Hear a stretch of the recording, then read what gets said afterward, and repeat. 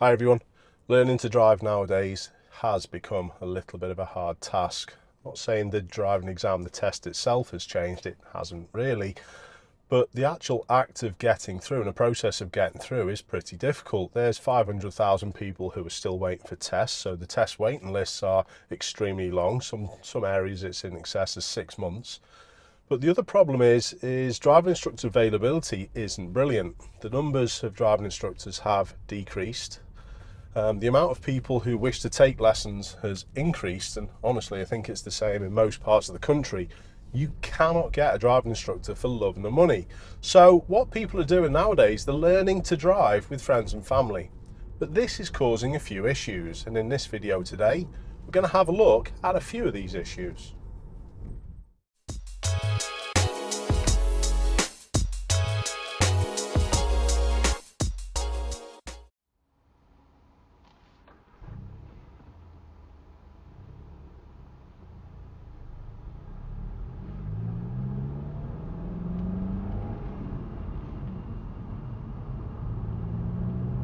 So the vehicle displaying L plates is in lane 2 and it's not overtaken anyone. What do you think are the 3 vehicles that move back to lane 1 and undertake? And because this is likely to happen, I tell my student to hold back and not go next to them. Should you be going past these? So just keep up, but don't go past. Yeah? And I would always advise anyone to do the same until you find out that the car in question, the one displaying L plates, is going to do a right turn. You shouldn't go past. Although in this scenario, personally, I don't think it's a massive problem. However, on your driving test, if you were to pass on the left before you knew it was turning right, this may constitute a fail. This vehicle may have been wishing to turn right though and just been in that lane 2 a little early. It's just terrible lane discipline.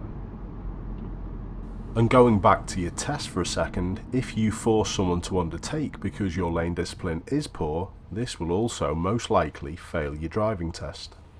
Which brings me perfectly on to the main point of this video. No learner was being supervised. It was literally just the person driving who was potentially teaching someone else. You think of their poor habits are now going to be passed over towards that novice.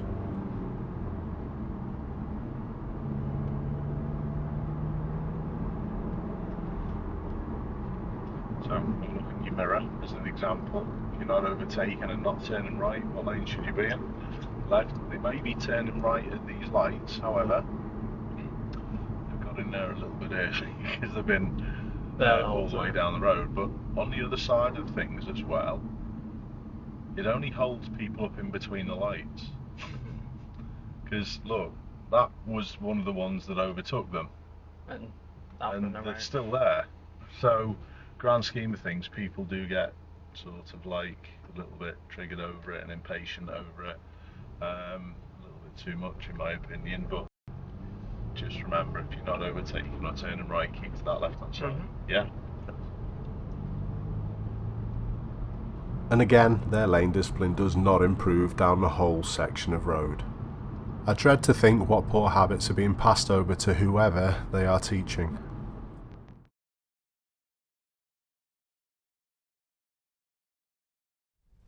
So with that first clip, what we've probably just discovered is that the people who are teaching these novice drivers, their habits aren't necessarily going to be up to scratch. And although I've said recently as well that driving instructors' habits aren't as good as they should, they're a lot better than the general public. So that's the first problem. Now, the next issue that I'm going to look at is actually the process of the family member teaching the learner driver. This can be quite stressful and they might not know the best ways to go about doing things. In this clip, it's pretty obviously a learner doing the driving, and you can see in parts of the footage they are being supervised. And with this clip, I'm not going to criticise, all I'm going to do is point out a few of the mistakes that this learner's making and point out the difficulties of supervising a novice driver. The road that we're travelling on is a main dual carriageway, and although it's not too busy, this is the first point I'd like to mention. Try and make certain that the areas that you practice in are suitable to the ability of the learner, and I don't think this is quite the case. Have a look at how they deal with this first roundabout approach. That's a big scary moment both for the learner and for the supervising driver. Don't forget they won't have dual controls. If the learner driver you're supervising doesn't have an ability to slow down and stop at a roundabout like they should have done there, they shouldn't be on these type of roads. You need to start off in what we call a nursery area, where risk is low, traffic's light, and things are much simpler. Try building skills in maybe a quiet car park until the learner can move off, stop, change gear and steer really comfortably and independently. And one of the other major things that I always say to anyone who I'm teaching when I haven't got dual controls in on my side is, if I say stop, you must do. Regardless of what you're thinking, press the brake and bring the car to a halt. Here's another roundabout we're approaching. How do you think they're going to get on with this? The speed of approach is a little slower, and the roundabout does split into 2 lanes as we approach. But I think the novice driver is still thinking about the previous effort. All they do is arrive and stop. There's very little changing of speed to fit into a space, and usually learner drivers are fixed on vehicles moving rather than the gap that they wish to fit into.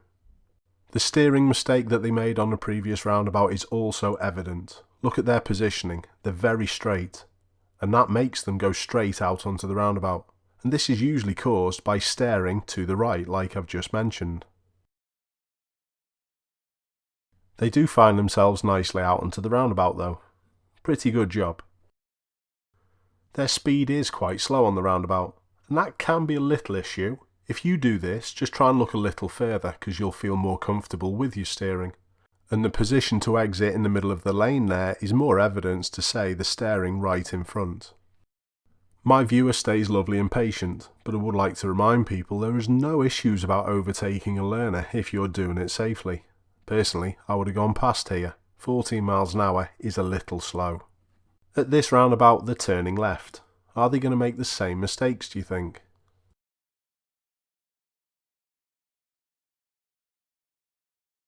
Absolutely. And these basic faults for a driving instructor should be fairly easy to fix. But for someone who's not used to teaching learners, it can be pretty stressful. They'll realise that they're in the wrong lane and they're holding people up, and that nervousness is going to be passed on to the student. They eventually find a safe way out onto the roundabout, with plenty of help from people surrounding, which is lovely to see.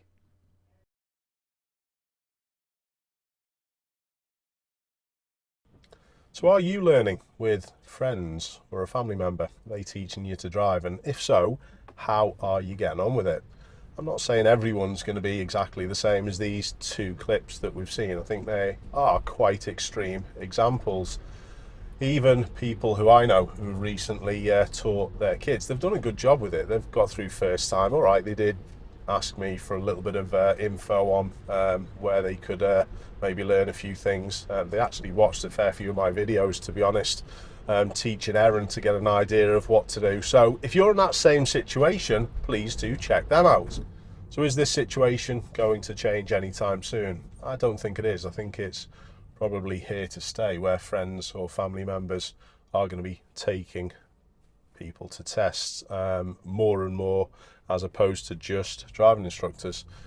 That balance has swung, and honestly it's probably going to be another 4 or 5 years before it changes back, I would have thought. So it is what it is. It's a difficult scenario because these people who are taking you out are giving you that opportunity to get the license for your independence, so you can't really say no. But please do as much as you can, whether it be you that's learning or whether it be you that's teaching or supervising, to improve your habits and improve your knowledge, because it's a skill for life, this, and we need to get it right. Keep safe, everyone. I hope to see you soon.